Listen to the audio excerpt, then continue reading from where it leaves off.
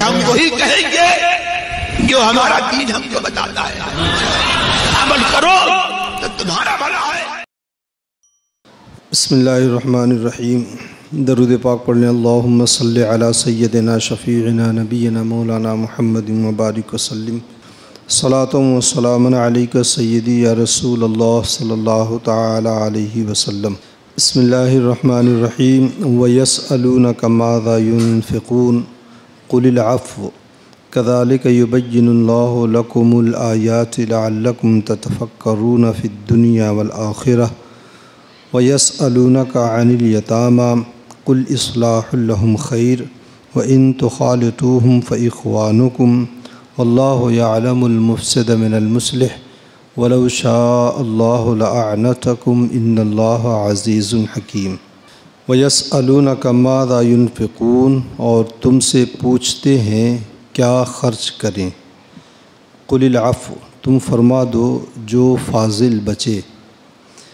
كَذَلِكَ يُبَيِّنُ اللَّهُ لَكُمُ الْآيَاتِ لَعَلَّكُمْ تَتَفَكَّرُونَ فِي الدُّنْيَا وَالْآخِرَةِ، اسی طرح اللہ تم سے آیتیں بیان فرماتا ہے کہ کہیں تم دنیا اور آخرت کے کام سوچ کر کرو۔ وَيَسْأَلُونَكَ عَنِ الْيَتَامَى، اور تم سے یتیموں کا مسئلہ پوچھتے ہیں۔ قُلْ إِصْلَاحٌ لَهُمْ خَيْرٌ، تم فرماؤ ان کا بھلا کرنا بہتر ہے۔ وَإِن تُخَالِطُوهُمْ فَإِخْوَانُكُمْ، اور اگر اپنا اور ان کا خرچ ملا لو تو وہ تمہارے بھائی ہیں۔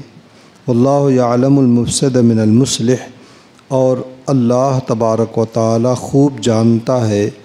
بگاڑنے والے اور سنوارنے والے کو۔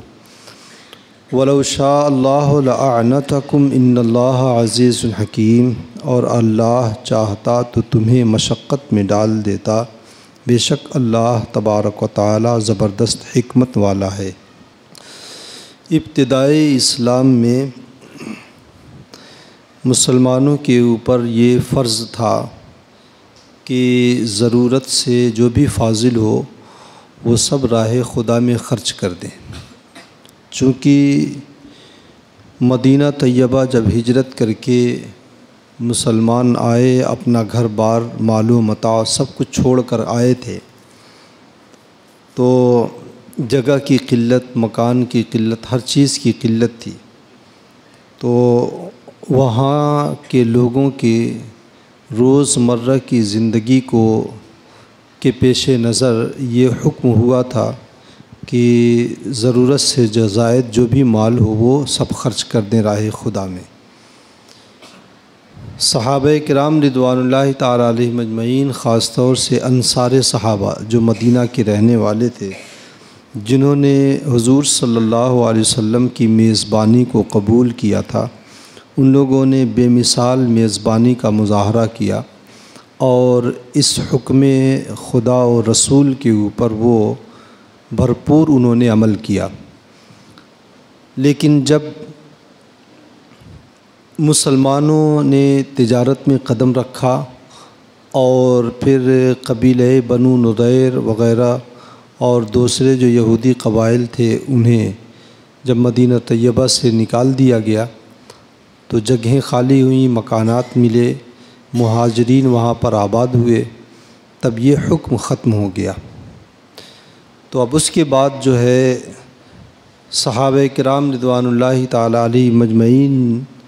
نے حضور صلی اللہ علیہ وسلم سے یہ مسئلہ دریافت کیا کہ ہم راہ خدا میں کیا خرچ کریں، تو اس کا حکم اللہ رب العزت نے فرمایا کہ قُلِ الْعَفْوَ، تم فرما دو جو فاضل بچے، یعنی اپنی زندگی کو داؤ پر لگا کر یا اپنی اولاد یا وہ جن کی پرورش تمہارے ذمے ہے ان کی پرورش میں کسی طرح کی کمی نہ آئے اور اس کے بعد بھی مال بچتا ہے تو راہ خدا میں خرچ کر دیں۔ یہ جو حکم ہے صدقہ نافلہ میں ہے، کیونکہ صدقہ واجبہ جو زکوٰۃ اور صدقہ فطر ہے وہ 40واں حصہ ہے، اور وہ صاحب ثروت یا جن کے اندر شرائط زکوٰۃ پائی جائیں گی ان کا ادا کرنا تو ان کے اوپر واجب ہے۔ یہ صدقہ نافلہ میں ہے۔ اور عفو سے مراد یا تو فاضل مال ہے یا عفو سے مراد جیسا کہ بعض مفسرین نے فرمایا طیب اور حلال مال، یعنی جس طریقے سے اسلام نے اس بات پر زور دیا ہے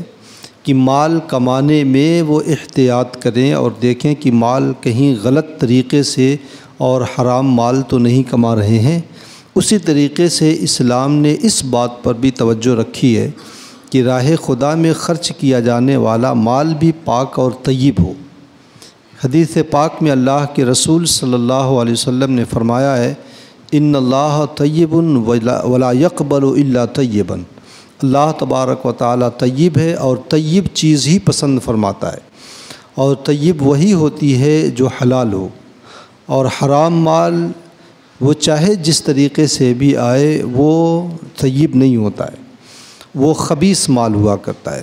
اور یہ مال راہ خدا میں خرچ کرنا جائز نہیں ہے۔ بلکہ اگر جبراً کسی کا مال لیا ہے، دبا کے بیٹھا ہے، یا سود کسی سے لیا ہے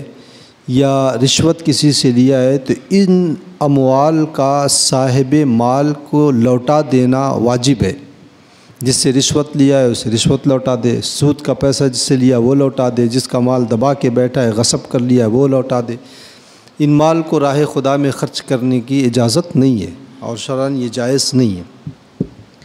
تو عفو سے مراد یا تو طیب مال ہے یا فاضل شدہ مال ہے۔ اور پھر اللہ رب العزت نے یہ بھی فرما دیا کذالک یبین اللہ لکم الآیات لعلکم تتفکرون فی الدنیا والآخرہ، کہ اللہ تبارک و تعالی یوں ہی احکام تم سے بیان فرماتا ہے، کیوں کہ تم اپنی دنیا اور آخرت کے کام سوچ کر کے کرو۔ یعنی دیکھو کہ ہم جو مال خرچ کر رہے ہیں یہ مال دنیا کے بارے میں اگر خرچ کر رہے ہیں، اگر اپنی ضرورت ہے اور جائز ضرورت ہے تو بلا شبہ اس میں خرچ کرنے میں کوئی قباحت نہیں، اسلام نے اس پر کوئی قدغن نہیں لگایا ہے۔ لیکن اگر بلا ضرورت خرچ کر رہے ہیں، جیسے اسراف وغیرہ ہوتا ہے، جیسے شادیوں میں یہ پٹاخے اور جو ہے یہ گانے باجوں میں جو مال جاتا ہے، یہ سارا مال جو ہے اسراف میں آتا ہے، تو یہ مال بھی خرچ کرنا، اس طرح سے مال کو بھی خرچ کرنا جائز نہیں ہے۔ اور آخرت میں اگر خرچ کر رہا ہے دین کے معاملے میں یا آخرت میں ثواب کی نیت سے، تو اس میں بھی دیکھے کہ میں ثواب کی نیت سے اپنے اعتبار سے تو کر رہا ہوں، کہیں ایسا تو نہیں کہ میں مال جہاں پہ ثواب کی نیت سمجھ کر کے خرچ کر رہا ہوں اور وہ مال غلط جگہ پہ چلا جائے۔ جیسے زکوٰۃ کا مال ہے وہ کسی مستحق زکوٰۃ کو نہ دے کر کے کسی مالدار کو اٹھا کر کے دے دیا تو زکوٰۃ ادا ہی نہیں ہوگی، اور صدقہ نافلہ تو کسی کو بھی دے دیں تو ادا ہو جائے گا۔ اور اس طرح بھی سوچ بچار کر کے خرچ کرنے کا حکم ہے کہ جو مال خرچ کرے اس میں کسی طرح کے کوئی ریاکاری نہ رہے، کیونکہ ریا کی وجہ سے عبادت جو ہے رائگاں ہو جاتی ہے۔ نماز جو اہم العبادت ہے اس میں بھی آدمی اگر ریا کی وجہ سے وہ نماز ادا کرتا ہے تو وہ بھی قیامت کے دن کسی حساب میں نہیں رہے گی۔ تو اچھا، اور دوسری آیت اس کے بعد وَيَسْأَلُونَكَ عَنِ الْيَتَامَى، ہندوستان میں اس مسئلے پر آج بھی وہی طریقے سے اسی طریقے سے لوگ جو ہے قائم ہے جس طریقے سے عرب میں زمانہ جاہلیت میں تھا، کہ یتیم کے مال کو ہڑپ کر لینا اور یتیم کے مال کو جلدی جلدی خرچ کر دینا کہ کہیں وہ بالغ ہو جائے تو مال کا مطالبہ نہ کرے۔ یہ وہ چیزیں تھیں عرب میں، اسلام نے اس کے اوپر قدغن لگایا۔ تو جب یہ ہوا کہ یتیم کے مال کو آدمی نہیں کھا سکتا ہے تو صحابہ کرام رضوان اللہ تعالیٰ علیہم اجمعین بہت زیادہ محتاط ہو گئے، اتنے محتاط ہو گئے صحابہ کہ اب یتیم کا جو ہے کھانا الگ بناتے تھے، ان کا ہر چیز ہر حساب و کتاب الگ رکھتے تھے۔ تو اس طریقے سے یتیم کی پرورش میں لوگوں کو بڑی دقت اور مشقت پیش آتی تھی۔ ظاہر سی بات ہے اپنا کھانا الگ بنایا جائے، ان کا کھانا الگ بنایا جائے، کبھی ان کا کھانا زیادہ ہو جائے، خراب ہو جائے، پھینکا جاتا تھا، مال خراب ہوتا تھا۔ تو صحابہ کرام رضوان اللہ تعالیٰ علیہم اجمعین کو بڑی دشواریاں آئیں، تو حضرت عبداللہ ابن رواحہ رضی اللہ تعالیٰ عنہ نے حضور صلی اللہ علیہ وسلم سے عرض کیا، یا رسول اللہ، اس طریقے سے تو لوگ یتیموں کی پرورش سے لوگ جو ہیں دامن چھڑا لیں گے۔ تب یہ آیت کریمہ اللہ رب العزت نے اتاری، وَيَسْأَلُونَكَ عَنِ الْيَتَامَىٰ قُلْ إِصْلَاحٌ لَهُمْ خَيْرٌ۔ یتیم کی پرورش اپنے اندر بڑی فضیلت رکھتی ہے۔ اللہ کے رسول صلی اللہ علیہ وسلم نے ارشاد فرمایا ہے کہ جو آدمی کسی یتیم کی پرورش کرتا ہو، قیامت کے دن میرا اور اس کا معاملہ جنت میں ایسے ہوگا، یعنی کہ میں اور وہ جو ہے برابر رہیں گے۔ برابر ہونے کا مطلب کہ اسے جنت میں اعلیٰ مقام اسے عطا کیا جائے گا۔ تو یہ بڑی فضیلت کی بات ہے، بلکہ ایک حدیث میں شاید یہ بھی ہے کہ اللہ کے رسول صلی اللہ علیہ وسلم نے فرمایا ہے کہ جس گھر میں جو کوئی یتیم بچہ پرورش پاتا ہے، اس میں اللہ تبارک و تعالی خیر و برکت کا نزول فرماتا ہے، اور اس میں کبھی بھی جو ہے بے برکتی نہیں ہوتی ہے۔ یتیم اسے کہتے ہیں اس نابالغ بچے کو جس کے باپ کا انتقال ہو جائے۔ ماں باپ دونوں کا انتقال ضروری نہیں، باپ کے ذمہ پرورش رہتی ہے۔ اگر باپ کا انتقال ہو گیا اور بچہ نابالغ ہے تو وہ یتیم ہے، اور ایسا نہیں ہے کہ وہ بالغ ہو جائے تب بھی یتیم رہے گا۔ اگر ایسا رہے تو 80 سال کے بوڑھا آدمی بھی یتیم ہی رہے گا۔ تو جب تک وہ بالغ نہیں ہوتا ہے اس وقت تک اس کے اوپر یتیمی کا اطلاق ہوگا اور اسے یتیم کہا جائے گا۔ بالغ ہونے کے بعد پھر وہ یتیم نہیں۔ بالغ ہو جائے یا حد شعور کو پہنچ جائے، اپنا نفع و نقصان اگر وہ سمجھنے لگے، تو ایسی صورت میں جو ہے شریعت نے حکم دیا ہے کہ اس کا مال اسے دیا جائے، لیکن اچانک نہ دیا جائے، بلکہ اسے پہلے آزمایا جائے کچھ مال دے کر کے کہ یہ اپنا نفع و نقصان سمجھنے لگا ہے یا نہیں۔ کہیں ایسا تو نہیں کہ دیکھنے میں ہوشیار معلوم ہوتا ہے لیکن مال دے کر کے کہیں بگڑ جائے یا مال کی تباہی ہو جائے اس کے ذریعے۔ اس لیے پہلے اسے آزمایا جائے، اگر وہ آزمائش پر کھرا اترے تو پھر اس کا مال اس کے حوالے کر دیا جائے۔ تو یہ آیت کریمہ اس وقت نازل ہوئی، اور اللہ رب العزت نے اس میں حکم کیا دیا کہ قل اصلاح لہم خیر، ان کی بھلائی بہتر ہے، ان کا بھلا کرنا بہتر ہے۔ اب یہ بھلا کرنا ہر اعتبار سے ہے، یعنی تربیت بھی ان کی جائے، کیونکہ تربیت بھی ایک طرح کی بھلائی ہے، روحانی تربیت، جسمانی تربیت، مذہبی سماجی تربیت یہ بھی کی جائے، اور اس کے تعلیم و تربیت کا جو ہے انتظام کیا جائے، اور اس کے ساتھ ساتھ اس کا جو مال ہے اس مال میں بھی اس کی ضرورت کے مطابق خرچ کیا جائے۔ ایسا نہ ہو کہ آدمی اپنا مال دبا کے رکھ دے اور اس کے اوپر خرچ کے نام پر اس کا مال پہلے خرچ کرے اور پھر بعد میں اپنا خرچ کرے، نہیں، بلکہ اس کی ضرورت کے مطابق مال اس کا خرچ کرے۔ اور اگر اپنے مال میں اس کا مال ملا لیتا ہے تو اللہ رب العزت نے فرمایا وَإِن تُخَالِطُوهُمْ فَإِخْوَانُكُمْ، اگر تم ان کا مال اپنے مال میں ملا کر کے خرچ کرتے ہو تو فَإِخْوَانُكُمْ، تو وہ بھی تمہارے دینی بھائی ہیں، اور بھائی کا جو رشتہ ہوتا ہے وہ خیر پر مبنی ہوا کرتا ہے۔ ایک بھائی دوسرے بھائی کی بھلائی ہی چاہتا ہے، تو جب وہ تمہارے دینی بھائی ہوئے تو تمہاری یہ ذمہ داری ہوتی ہے اس اعتبار سے کہ تم ان کی بھلائی چاہو، اور ان کی بھلائی اسی میں ہے کہ جتنی ضرورت ان کی ہو اتنا ہی مال ان کا خرچ کیا جائے،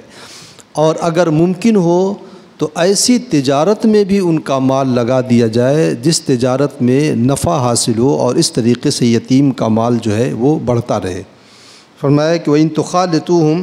اگر تم اپنا اور ان کا خرچ ملا لو، فَإِخْوَانُكُمْ، تو وہ بھی تمہارے دینی بھائی ہیں۔ واللہ یعلم المفسد من المصلح، لیکن اتنا یاد رکھو اللہ تبارک و تعالی بگاڑنے اور سنوارنے والے کو خوب جانتا ہے، کون کس نیت سے اس کا مال اپنے مال میں ملا کے خرچ کر رہا ہے، کون اچھائی کی نیت سے، کون برائی کی نیت سے، کون ہڑپ کرنے کی نیت سے، کون جو ہے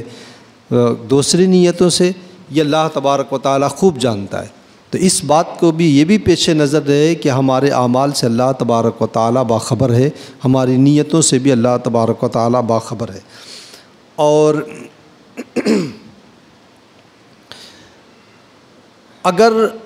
جس کے زیر تربیت کوئی یتیم ہے اور وہ صاحب ثروت نہیں، غریب اور مفلس و نادار ہے، تو وہ اپنی ضرورت کے مطابق یتیم کے مال میں سے اپنے اوپر خرچ کر سکتا ہے۔ بس قدر ضرورت، جتنے میں ضرورت اس کی پوری ہو جائے اتنا مال وہ یتیم کے مال میں سے خرچ کر سکتا ہے۔ اور اگر صاحب ثروت ہے تو بہتر تو یہی ہے کہ یتیم کے مال سے وہ اپنے آپ کو کلی طور پر بچا کر کے رکھے۔ اس آیت کریمہ سے کئی ایک فائدے ہوئے، اور پھر اللہ رب العزت نے فرمایا وَلَوْ شَاءَ اللَّهُ لَأَعْنَتَكُمْ إِنَّ اللَّهَ عَزِيزٌ حَكِيمٌ، اگر اللہ تبارک و تعالی چاہتا تو تمہیں مشقت میں ڈال دیتا، یعنی یہ احکامات کو سخت تر کر دیتا اور تم مشقت میں پڑ جاتے، اور اللہ تبارک و تعالی زبردست حکمت والا ہے۔ اس سے یہ پتہ چلا کہ سارا مال راہ خدا میں خرچ کر دینا اور پھر کسی کے سامنے دستے سوال دراز کرنا اور مانگنے کے لیے بیٹھ جانا یہ درست نہیں ہے، شریعت اس کی اجازت نہیں دیتی ہے۔ اسی طریقے سے جس طرح کمانے میں حلال و حرام کا لحاظ آدمی کرے، مسلمان کرے، اسی طرح خرچ کرنے میں بھی حلال و حرام کا لحاظ آدمی کرے کہ جہاں پہ وہ خرچ کر رہا ہے ایسا تو نہیں کہ وہ جو ہے ناجائز جگہ پہ وہ جا رہا ہے۔ اگر آدمی عبادات پر طاقت حاصل کرنے کی نیت سے اپنے اوپر خرچ کر رہا ہے تو ثواب ہے کہ میں کھاؤں گا، بدن میں طاقت رہے گی، نماز میں آسانی ہوگی، روزہ میں مجھے جو ہے یہ بات معاون ہوگی، یا طاقت رہے گی غریبوں کی مدد کروں گا۔ یہ اگر نیت ہے تو ایسی صورت میں جو ہے یہ ثواب کا کام ہے۔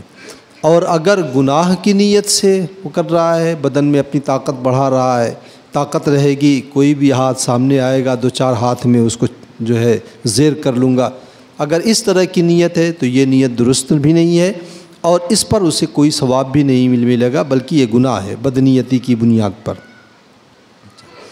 اور اگر صرف اپنے دل خوش کرنے کے لیے کر رہا ہے، جیسے اچھا پہننا، اچھا سے اچھا کھانا، اور وہ جائز حدود میں وہ کر رہا ہے، ناجائز نہیں بلکہ جائز حد تک وہ خرچ کر رہا ہے تو یہ مباح ہے، اور اس کا جو ہے جائز حد تک اگر وہ خرچ کرتا ہے تو پھر اس کا میدان محشر میں حساب و کتاب نہیں ہوگا۔ ایک اور فائدہ اس سے یہ ہوا کہ یتیم کی اصلاح لازم ہے۔ اصلاح کا مطلب اس کی بھلائی، اور اس کی بھلائی ہر اعتبار سے ہو، تربیت، تعلیم اور اس کا مال جسمانی اور روحانی، ہر اعتبار سے آدمی اس کی بھلائی سوچے، یہ بھی جو ہے لازم ہے۔ ایک مسئلہ اس میں یہ ہے کہ ہندوستان میں عموماً یہ دیکھا گیا ہے کہ جب کسی شخص کا انتقال ہوتا ہے تو اگر اس کے جو وارث ہیں، اس کے بیٹے بیٹی یا اور جو دوسرے وارث ہیں، سب کے سب بالغ ہیں، تو باپ جو مال چھوڑ کر کے مرا ہے اسی میں سے اگر اس کے نام سے ایصال ثواب کرتے ہیں تب تو جائز ہے۔ لیکن اگر اس کے مرنے والے کے وارثین میں کوئی ایک بھی نابالغ ہے تو ایسا کرنا درست نہیں ہے، بلکہ جو بالغ ہیں وارث وہ اپنے خاص کمائی سے اپنے باپ کے لیے ایصال ثواب کریں، اور یہ جو وراثت کا مال ہے جب بٹ جائے تو بٹ جانے کے بعد پھر جو ہے آدمی وہ مال چاہے اپنے باپ کے ایصال ثواب میں خرچ کرے یا کہیں بھی خرچ کرے۔ کیونکہ مثال کے طور پر اگر 10,000 روپیہ وہ چھوڑ کر کے مرا ہے اور اس کے 10 بیٹے ہیں، اس میں ایک بیٹا یتیم ہے تو اس کا بھی حصہ اس میں ہے، اور یتیم کا مال جو ہے اس کی اجازت، چونکہ اس یتیم کا مال جو ہے اسی کے اوپر خرچ کیا جائے، اس کے علاوہ کہیں اور خرچ کرنے کی اجازت نہیں ہے۔ اور باپ کے مرنے کے بعد وہ مال باپ کا نہیں رہ جاتا ہے، باپ کے مرنے کے بعد اس کے جو وارث ہیں وہ ان کا ہو جاتا ہے، آٹومیٹک ان کی ملکیت میں آ جاتا ہے۔ اس لیے جو ہے اس بات سے بھی احتیاط کیا جائے کہ اگر کسی کا انتقال ہو جائے اور اس کے بیٹے میں سے کوئی بھی ایک یتیم ہے، مطلب نابالغ ہے، بیٹا یا بیٹی، تو پھر اس کے مال سے ایصال ثواب نہ کیا جائے۔ جو بالغ وارث ہے وہ اپنی خاص کمائی سے اس کے لیے ایصال ثواب کر دیں، یا اگر ان کے پاس نہیں ہے تو پہلے اس مال کو جس کا جتنا حصہ ہے اسے دے دیا جائے، پھر جو بالغ ہے وہ اپنے مال میں سے جتنا چاہیں اپنے باپ کے ایصال ثواب کے اوپر وہ خرچ کر سکتے ہیں۔ ایک فائدہ اس سے یہ بھی ہے کہ یتیم کو علم و ادب سکھانا یہ لازم ہے۔ اسی طریقے سے بقدر ضرورت اگر اس کی عادتیں بگڑ رہی ہیں تو اسے سرزنش کرنا، اور اگر ضرورت پڑ جائے تو اسے تھوڑا سا جو ہے سزا دینا، یہ بھی جو ہے جس کے زیر تربیت یتیم ہے وہ بھی کر سکتا ہے کہ اگر اس کی عادتیں بگڑ رہی ہیں اور وہ سمجھانے سے نہیں مان رہا ہے اور سزا کے بغیر وہ مانے گا نہیں، تو تھوڑی بہت سزا اس کی اصلاح کی نیت سے کی جائے۔ یہ نہیں کہ مطلب یہ میرا بیٹا نہیں ہے تو اسے جو ہے زیادہ مارا جائے، بلکہ اصلاح کی نیت سے اسے سزا دی جائے۔ یتیم کا مال جو ہے تجارت میں لگانا اس نیت سے کہ اس میں اضافہ ہوگا، یتیم کا مال اس بیچارے کا بڑھ جائے گا، یہ بھی جو ہے اصلاحی میں ہے اور یہ بھی ایک طرح کی بھلائی ہے۔ اللہ تبارک و تعالی ہمیں اور آپ کو اس پر عمل کی توفیق عطا فرمائے۔ اللہم صلی علی سیدنا شفیعنا نبینا مولانا محمد مبارک وسلم، صلاۃ و سلام علیک سیدی یا رسول اللہ صلی اللہ علیہ وسلم۔ اللہم ربنا تقبل منا انکا انت السمیع العلیم وتب علینا انکا انت التواب الرحیم، وصلی اللہ تعالی علی خیر خلقہ ونور عرشہ وقاسم رزقہ محمد وعلی آلہ واصحابہ اجمعین برحمتک یا ارحم الراحمین۔